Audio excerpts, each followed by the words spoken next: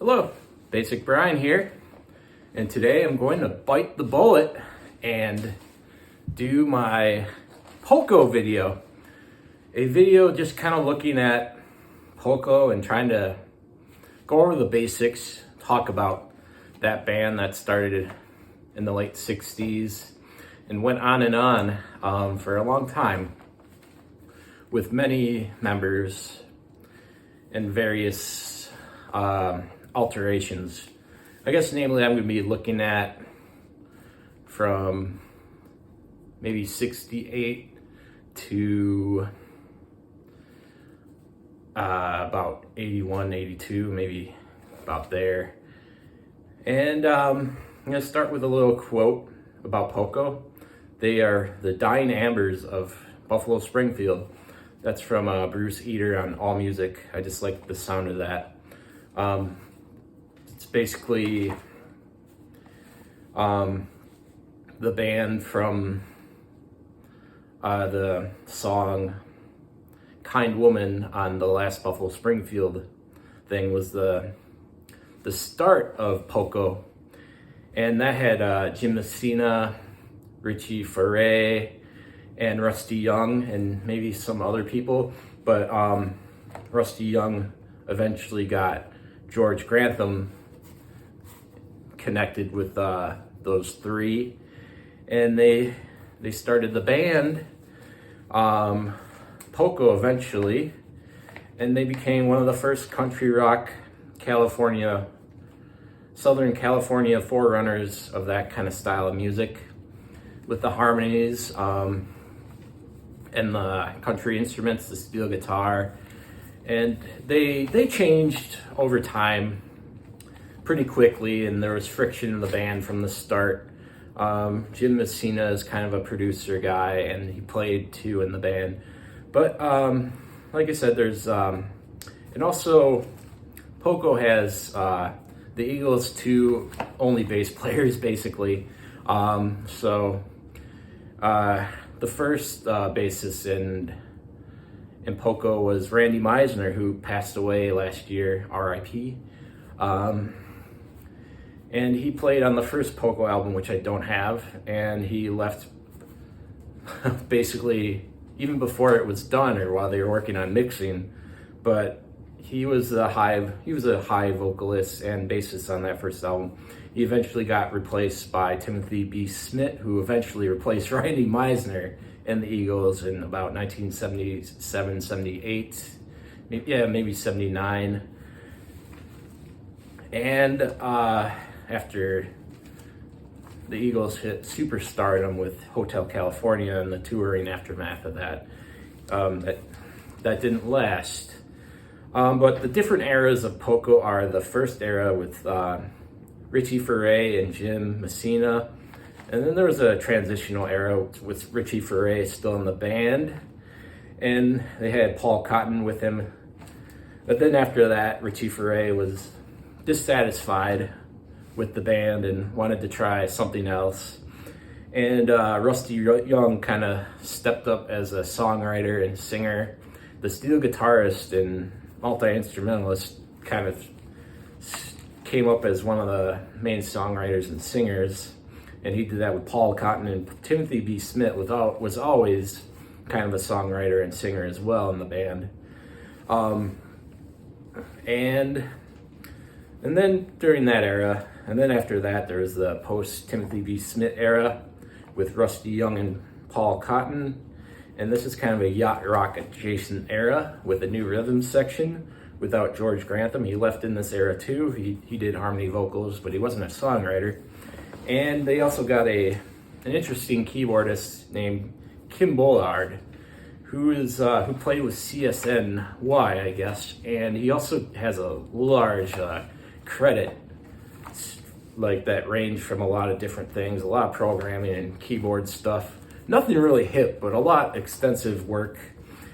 He worked with Phil Collins on the Tarzan album, and he played with Cheap Trick as well during their not so prime era. So that guy got around. And unfortunately, Poco kind of ended a few years ago in 2021 when Rusty Young and Paul Cotton both died. The long-stay members of the band, it just didn't make it. And there was mostly just kind of reunion albums, original members coming back after the 80s era, but they still toured and stuff. And a lot of my other sources for this come from Rock History Book, which is a YouTube channel with interviews with the actual members of the band. And there's also a Poco album ranking by this YouTuber called Music City Mike. He mostly likes the Richie Furay era, so it's good to hear his perspective on things. And Poco has an extensive album thing, so it's a big undertaking to do. And I also took some all music kind of info from Bruce Eater, and wanted to also mention another quote. Rusty Young's amazing ability to get an organ sound out of steel guitar, from Jim Newson in a self-titled album review, their second album. And you can kind of hear what he talked about in the Buffalo Springfield song Kind Woman, because it doesn't really sound like a steel guitar on there. It's just a really cool ballad with atmosphere, but you can't hardly tell it's a steel guitar, so it's weird. And so now I'm going to go through the albums that I have to show off. I only have the Buffalo Springfield Greatest Hits on CD, the famous band from the 60s, Neil Young, Stephen Stills, Richie Furay, Jim Messina, other members, 3 albums. Things that stick out most to me are the epic Neil Young tracks and the cool Beatles-esque songs that occasionally come from Stephen Stills, and the most famous song of all, For What It's Worth, the Vietnam kind of theme song. It's probably in Forrest Gump, but alright, this is the first Poco album that I have, Delivering, which is a live album. And this album is a great heck of a time. I love it.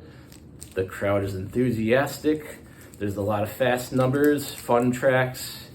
They don't let up. There's a lot of excitement, and there's a little bit of banter. And this is the only album I have of the first Poco era, with Jim Messina still on the band, and I think he was ready to kind of move on. But here you get a really good country rock experience with the steel guitar, and the only ballad really is Kind Woman, the Buffalo Springfield song I've mentioned a lot of times. And it's just a good time.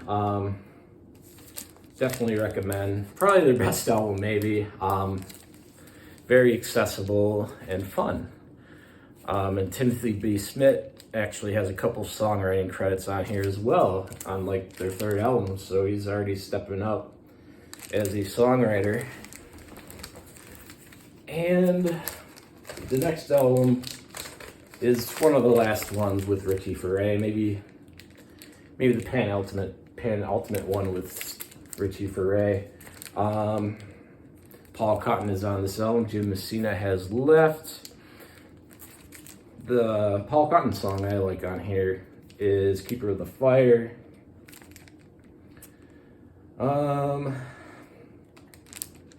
The Buffalo Springfield cover reinterpretation of Go and Say Goodbye is really good.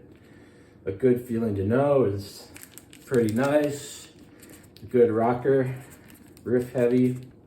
And Sweet Lovin' is a really interesting standout track as something that relies on the harmonies, and it's more atmospheric. And that's all I have to say about that for now. And this is into the next era with Rusty Young and Paul Cotton and Timothy B. Smith writing all the songs. This might be their best album. I like the design, which is actually done by late comedian Phil Hartman with his dry, weird delivery and famous straight-laced guy portrayals. But I guess he's a graphic designer too. So interesting. Some great songs on here. They go away from the rock and go more country. It really starts off that way with some great songs. Mandolin and steel guitar. Whatever Happened to Your Smile is a great Timothy B. Smith song. Sagebrush Chardonnay and Susanna and High and Dry are great songs as well. And well, I guess I'll show this off a little bit. And you get a little, you get a little cutout here. And they're down to a 4-piece. So that's a cool design. Cantamos. Espanol for We Sing. All right. And the next record I have is Head Over Heels. Another album from that era. Featuring the same members. Trying something a little different. Some hits and some misses on here. A more upbeat, kind of percussion, happy songs on it that are good. Keep On Trying is a great one. Little alcohol-soaked ballad with minimal accompaniment and good harmonies. There's a cover of Steely Dan on here, Dallas, which sticks out as different as well. And that's about it. And next, Timothy B. Smith left the band, so this is the first album, The Eagles, with Timothy B. Smith on it. And then this famous song, I Can't Tell You Why, which was written by the famous team Frey and Henley and him. But we aren't talking about the Eagles. We are talking about Poco, and we are in that yacht rock adjacent era now. And these are some interesting albums. I really do like the Hammond organ playing on them. And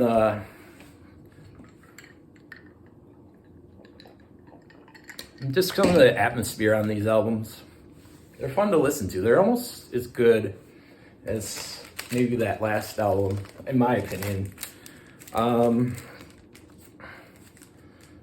It's mostly Paul Cotton and Rusty Young who have definitely honed their craft and still write good songs.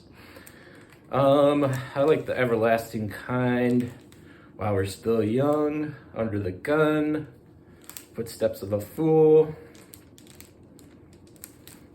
Friends in the Distance, produced by Mike Flicker. I didn't really look into who that is, but you can kind of see a horse in here, and that is on their most famous album that has their biggest hit, Crazy Love.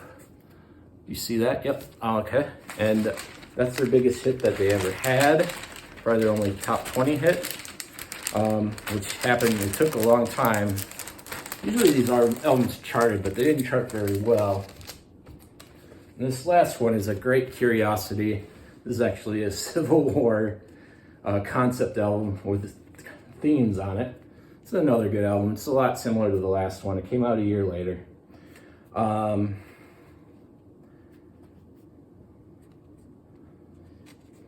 do like the title track a lot, Blue and Gray. It's the only thing that sticks out right now. Sometimes we are all we got. Haven't looked at the lyrics. Well, those are my Poco albums. Thank you for watching. I hope it wasn't too bad. I hope it was an interesting introduction to the band. Thank you for watching. Take care.